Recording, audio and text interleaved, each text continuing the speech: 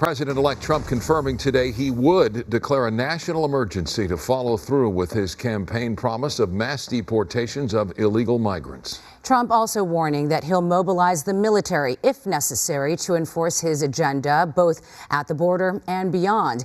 The architects of Trump's policies claim that deportations will be targeted and focused on public safety and national security threats, and would include an estimated 15 million people who are in the U.S. illegally. However, some within Trump's own circle say the detention and deportation of immigrants could be sweeping and indiscriminate. KTLA's Carlos Salcedo has reaction tonight. Carlos? Micah Scherer, Mr. Trump has been clear that mass deportations would start on day one of his administration, but there's been pushback against him using the military to do these type of roundups. This as local officials say they will not comply with federal authorities. Vowing to keep his hardline campaign promise on immigration, President-elect Donald Trump responding true to a post on Truth Social that he is prepared to declare a national emergency and use military force to carry out his mass deportation plan on day one. No, yo no tengo miedo. Jose, an undocumented day laborer, came from El Salvador 10 years ago. He tells me in Spanish he's not worried about the mass deportations affecting him because he has no criminal history. Siempre han deportado gente. He admits others in his situation are more anxious. It's still unclear how the massive roundups will work.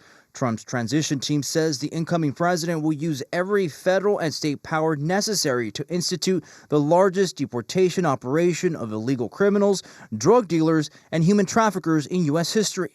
Trump's incoming border czar, Tom Homan, raised eyebrows during a 60 Minutes interview. Is there a way to carry out mass deportation without separating families? Of course there is. Families can be deported together. We strongly oppose the use of our military. Our military has a purpose, which is national security, and that's their space, and we hope they stay in that space. Immigrant rights groups like LULAC are preparing legal challenges to the president's crackdown. Right now, our focus is in making sure that people understand what their rights are as immigrants. State and local officials have made it clear they will not comply with federal immigration orders. In a recent interview, LAPD Chief Jim McDonnell vowing to protect immigrant families. The LAPD will not be participating in any roundups of anybody with ICE or any other agency. On Tuesday, the LA City Council will take up a new sanctuary city ordinance, committing to defending immigrant communities.